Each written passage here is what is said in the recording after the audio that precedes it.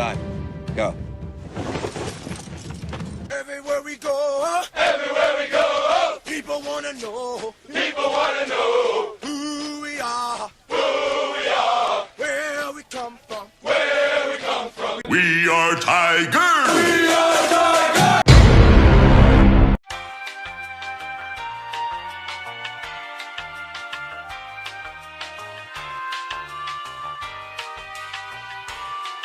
So it's been a few days since the episode came out, and I wanted to wait a bit because I really wanted to let this episode sit with me for a while. I said in my How to Make Sure Bastard Bolt Doesn't Suck video that this was going to be a very important episode, and I wasn't just talking objectively, like this is going to be an important episode for everyone. It was actually a pretty important episode for me, deciding how I'm going to perceive the show from here on out. I didn't want to come to any snap judgment. Normally these reviews are, off the cuff. I usually record them minutes after I'm done watching the episode. It's just word vomit coming out, and I just say everything I'm thinking, and then I put it up. But with this one, I wanted to think about it. I didn't want to make any snap judgments. I didn't want to hate the episode for the sake of hating the episode. I wanted to actually have reasons to bring to the table. So, after this contemplation, I think the word that best describes how this episode went was disappointment. This episode was so disappointing. And it's kind of hard to believe that at this point I have any expectations at all to be let down, but surprisingly I do. For some reason, I still expect the show to be, at least decent. At least, a little bit above the average television show. Like when I watch an episode of Game of Thrones, I assume that it'll just be, even the smallest bit smarter than an episode of The Big Bang Theory. But this wasn't. It just wasn't. So I'm going to go with the format I like to go with. I'm going to start with what did I like about the episode, right?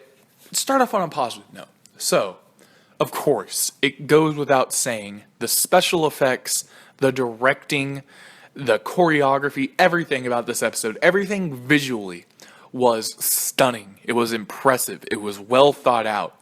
It was, one of the most intense, captivating battle scenes, I've ever seen put to film. That first scene when the cavalry first meet each other and Jon is just, dodging missiles and, killing people here and there. People are getting mowed down. People are getting shot. People are getting everything. It's just, bloody and disgusting and gritty. And then when he's almost getting buried alive, and then when the encirclement happens, and it just all felt very, very real and believable, and the camera work and everything just puts you there in the moment. There was never a moment where I felt like the battle wasn't actually happening. It was very, very well done. And this is completely ignoring everything that happened in Marine. Marine, it looked great. That's about as much as I can say about it. What else did I like about the episode? Ramsay. I'm not going to try to say the actor's name because I would just terribly, terribly mispronounce it. Even though it's just like a regular, simple English name, I would say it awfully. But Ramsay Bolton's actor, you will be missed. You were incredible in your role, and it's a real shame you had to go out in such a shitty episode. So, above the acting and the special effects, what else did I like about the episode?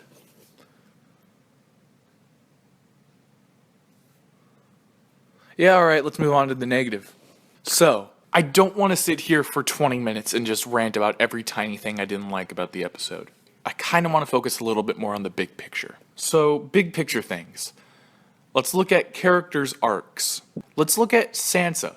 Sansa, I assume if you watch my videos that you also watch Preston Jacobs. That's one of the things that gets annoying about waiting so long to make these, is that Preston's already said everything I want to say, and it feels like I'd just be copying him, but I feel like I have to say it anyway. Sansa, as a character, doesn't make any sense anymore. Sansa doesn't make sense. But I mean, and this partly comes from me not trusting the writers to write a good story. Like, this could be fixed theoretically, but as it is now, Sansa's character makes no sense. There's not a single fucking scenario I can imagine in which not telling Jon about the Veil Forces makes sense. It doesn't make any sense to me. As Preston said, you use the superior force, you tell Ramsay, hey, give us our brother back, and we'll let you go. We'll let you take the Black. We'll let you go back to the Dreadfort. Whatever. That's an incredibly feasible option. If she had just told Jon, and they waited Look, what was it? It wasn't even 3 hours. Jon, wait to start the battle for 3 more hours, and then all your men that you're about to get killed, they won't be. Sansa could have saved thousands of lives, but chose not to for literally no reason. Then she brutally murders a man, feeding him to his own dogs, which I'll give him some slack for. He raped her, whatever. I don't trust that the writers will take this into account. Next episode, we see Jon kiss Sansa on the forehead like nothing happened, like she didn't just get her brother killed. Rickon is dead. Okay? I said in my episode that just getting Rickon killed would do nothing to the audience, and really I was right. People didn't fucking care. There was no one crying over a dead Rickon. But they should have been, goddammit. This fucking show made it so we didn't care that the king in the north was just killed. Sansa got her brother killed for no reason. Now, it could come back next episode, could come back next season. Maybe Sansa is going insane. Maybe Sansa is becoming, this psychopathic, revenge-hungry murderer. That would be interesting. But do you really trust the writers to go that way? Of course not. You expect some fairy tale arc where, the Princess Sansa, the Princess Dany, the Princess Asha, they all come together, one big feminist utopia. That's what's going to happen. It's just bullshit. Sansa, if this story is going to remain consistent, Sansa pretty much has to go insane.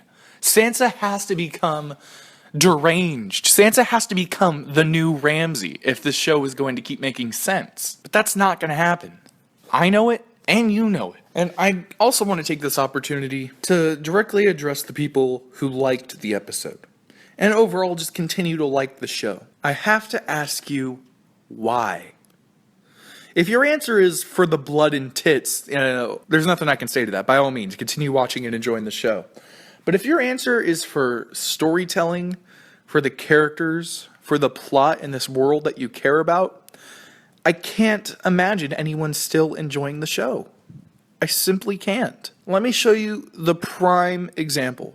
Sansa says, "You're going to die tomorrow, Lord Bolton," and then rides away. And then the next sentence Ramsay says, he talks about his house and how they haven't eaten in 7 days. And then at the end of the episode, Sansa says, "Your dogs haven't eaten for 7 days, remember?" Sansa wasn't there to hear that, okay? And a character was not there. The character did not hear that line said. So how does she know it? How does she know the hounds haven't been fed in 7 days? If the events that take place on screen don't matter, what is the point of watching? What's the point of paying attention? If any character can just know anything, if the writers call for it, if it makes a snappy line, what's the point? If Sansa can know how long it's been since the dogs have eaten, why can't Jon know that the Vale army is close? They both have the same amount of reason to believe those things, right? Jon should just be able to know that the Vale forces are on their way, just by knowing it, because that would be convenient for the writers. Jon knows that the Vale forces are coming just as much as Sansa knows how long it's been since Ramsay's dogs have eaten. What's the difference? Why do you like the show? I want an answer. Now, I've already gone longer than I wanted to because making these videos are a pain in the ass. Maybe if there's only like one picture for the entire video and it's just like my voice and this is like a semi-podcast, then that's why I just want to get this video up. I don't want to put a lot of effort into it. But I suppose I should talk about Meereen a bit. So, Dany brutally murders a bunch of slaves. The dragons break out for some reason. And then all is well in Meereen. And then Theon and Asha show up. Fucking out of nowhere. And yes, I call her Asha, not Yara, because fuck the show. And all I can say is there has to be some sort of twist. Like, I'm not going to review this, I'm not going to talk critically. Now, I do like the fact that Tyrion pointed out that Dany's acting exactly like her father. I love it when the show kind of points to the fact that, oh yeah, Dany's a Targaryen, and Targaryens usually go insane. But then after the episode, fucking D.B. Weiss, brilliant man that he is, the man who said last week that there's only 10 Valyrian weapons in the world. This guy says this week that Dany is not insane, but even and I'm quoting here, good Targaryens have a mean streak. He called Dany a good Targaryen. This is why I don't have any faith in this show. This is why I don't have any faith in the writers. The good Targaryen. Really. So, The scene was decent enough. I'm man enough to admit I got a boner when the lesbian implications came up. Sue me. But there's gotta be more to this. If everything that happens from here on out with the Greyjoys and the Targaryens is exactly what was laid out in this scene, I will be fantastically disappointed. Even more than I already am. Just the Greyjoys, Asha and Theon, just give her the ships and then they go back to Westeros. Come on, there's gotta be more to it. Asha, who in the books would have accepted Daenerys' offer, but the show Asha was talking about how they need to reave more and how they need to take more land and how the Ironborn should be feared. She would not accept this offer to just, stop reaving. That's bullshit. So something needs to fucking happen. And I say this all the time. Stop being predictable. Stop being stupid. Write a decent story. Write twists. You can come up with them on your own. You obviously don't care about staying loyal to the books. Fucking make something happen. Something interesting. Something that some asshole on the internet can't predict months in advance. Alright? I was telling people how the season would end fucking 8 months ago. That shouldn't be allowed to happen. I couldn't tell you what's going to happen within the first 100 pages of the next book, but I can tell you for pretty much beat for beat how the fucking finale's going to go. Surprise us. Do something. Give her the Quentin plot. Give her the Victorian plot. Do fucking something. Anything. Please.